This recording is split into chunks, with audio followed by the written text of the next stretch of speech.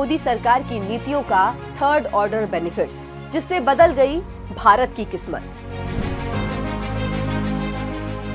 आज का नया भारत पूरी दुनिया में एक मिसाल बनकर सामने आया है। आज हर भारतीय को खुद पर आत्मविश्वास है और पूरी दुनिया को भारत के इस आत्मविश्वास पर भरोसा है।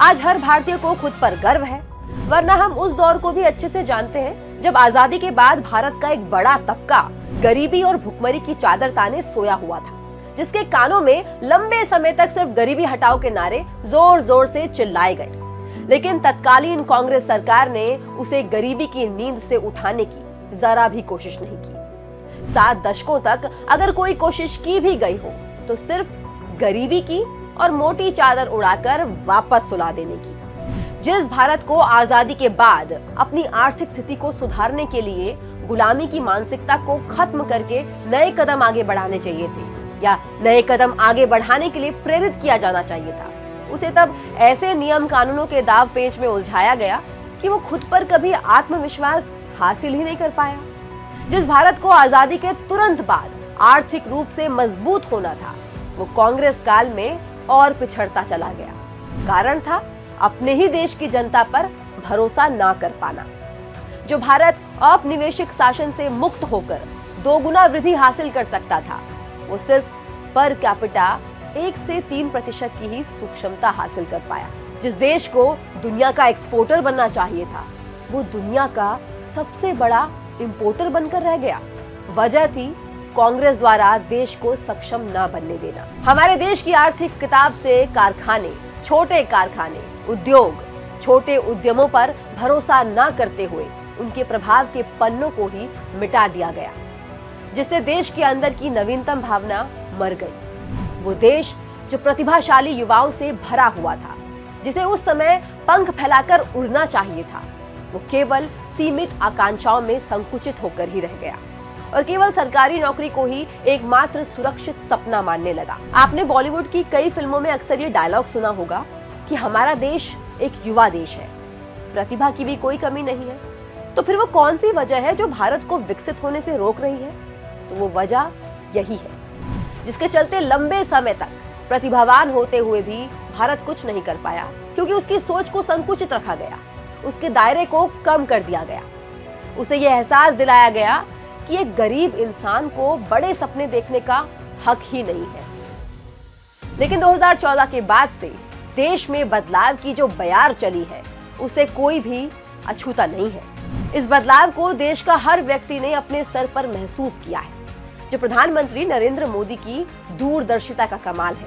2014 के बाद से भारत में एक नया सूर्योदय हुआ, जिसने हमारे देश के आर्थिक और सामाजिक पहलुओं को रोशन किया। पीएम मोदी ये भली भांति जानते थे कि देश को विकास की राह पर आगे बढ़ाने के लिए अतीत से चली आ रही जटिल और सोची समझी नीतियों के दुष्प्रभावों को उलटने की जरूरत है। इसीलिए मोदी सरकार ने कदम कदम पर ऐसी नीतियों और योजनाओं को जन्म दिया, जिसका जनता पर 3 प्रकार से प्रभाव पड़ा है, जिसे मोदी सरकार की त्रिवेणी शक्ति कह सकते हैं। 2014 के बाद से मोदी सरकार ने जो भी पॉलिसी बनाई, उसमें न केवल इनिशियल बेनिफिट्स का ध्यान रखा गया, बल्कि सेकेंड और थर्ड ऑर्डर इफेक्ट्स को भी प्राथमिकता दी गई। अब यहाँ ये समझना बहुत जरूरी है कि ये थर्ड ऑर्डर बेनिफिट होता क्या है। इसे एक उदाहरण के तौर पर समझते हैं। जब सरकार किसी खास वर्ग या समुदाय के उत्थान के लिए कोई योजना बनाती है और उस योजना का सीधा लाभ जब उस वर्ग तक पहुंचता है, तो उसे उस योजना का फर्स्ट ऑर्डर इम्पैक्ट कहा जाता है। इसी प्रकार से उस योजना के माध्यम से जब उस विशेष वर्ग को अन्य लाभ प्राप्त होने लगे, तो वो उस योजना के सेकेंड और थर्ड ऑर्डर इम्पैक्ट कहलाते हैं। जैसे बेटी बचाओ बेटी पढ़ाओ योजना महिलाओं के उत्थान के लिए शुरू की गई। इससे न केवल सीधे तौर पर बेटियों को धनराशि का लाभ प्राप्त हुआ, बल्कि शिक्षा और रोजगार के क्षेत्र में महिलाओं की संख्या में भी वृद्धि हुई। ये इसका सेकेंड ऑर्डर इम्पैक्ट हुआ। वहीं ये भी देखा गया कि देश में पहली बार पुरुषों की तुलना में महिलाओं की संख्या अधिक रही है। ये इस योजना का थर्ड ऑर्डर इम्पैक्ट कहलाया। इस प्रकार से मोदी सरकार ने अपनी हर पॉलिसी में इस त्रिवेणी शक्ति के माध्यम से कैसे देश की काया को पलटने का काम किया है, इसे इन तथ्यों के माध्यम से समझते हैं। मोदी सरकार का यही नारा है कि उसे समाज के अंतिम पायदान पर खड़े व्यक्ति को भी विकास की राह से जोड़ना है। इसी बात को ध्यान में रखते हुए मोदी सरकार ने देश के गरीब तबके को ऊपर उठाने की दिशा में अनेकानेक कार्य किए। पीएम स्वनिधि योजना के थर्ड ऑर्डर बेनिफिट, इसमें से पहला है पीएम स्वनिधि योजना।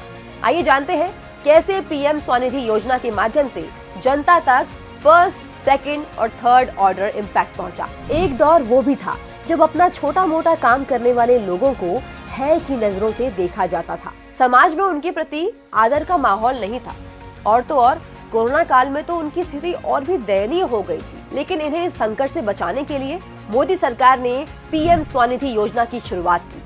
आपको बता दें कि आज से पहले देश में कोई भी ऐसी सरकार नहीं हुई थी जिसने देश के इस वर्ग के लिए इस प्रकार से सोचा हो। इस योजना के तहत छोटा काम करने वाले लोगों को आत्मनिर्भर और सशक्त बनाने के लिए लोन प्रदान किया गया। इस योजना के फर्स्ट ऑर्डर इम्पैक्ट के छोटे विक्रेताओं को 40 लाख तक का ऋण देने का प्रावधान दिया गया। मोदी सरकार द्वारा अब तक 4,600 करोड़ रुपए वितरित किए जा चुके हैं, जिसका लाभ 40 लाख से अधिक छोटे विक्रेता उठा चुके हैं। अब जरा इस योजना के सेकंड ऑर्डर इम्पैक्ट पर भी नजर डालते हैं। आज डिजिटल इंडिया के माध्यम से प्रत्येक व्यक्ति डिजिटल लेन देन को अपना रहा है, जिससे उसका काम भी आसान हुआ है। और तो और 37 करोड़ 70 लाख रुपए से अधिक के डिजिटल लेन देन किए गए हैं और लगभग 23 करोड़ रुपए से अधिक का कैशबैक भी प्राप्त किया है। इस योजना का थर्ड ऑर्डर इम्पैक्ट काफी प्रभावशाली है। लंबे समय तक जिस समाज को कांग्रेस ने इस मानसिकता के साथ जीने पर मजबूर किया था कि वो केवल सरकारी सहायता पर ही निर्भर रहे, उनकी सोच इस सराहनीय कदम से अब आत्मविश्वास और आत्मनिर्भरता में बदल गई है। समाज का वो बड़ा वर्ग जिसे राष्ट्र की प्रगति के पहिए में एक बोझ माना जाता था, वो अब विकास और समृद्धि का इंजन बनकर सामने आया। तो ये थी पीएम स्वनिधि योजना के तहत आने वाले थर्ड ऑर्डर बेनिफिट्स। इसी सीरीज के नेक्स्ट एपिसोड में बात करेंगे अगली योजना की।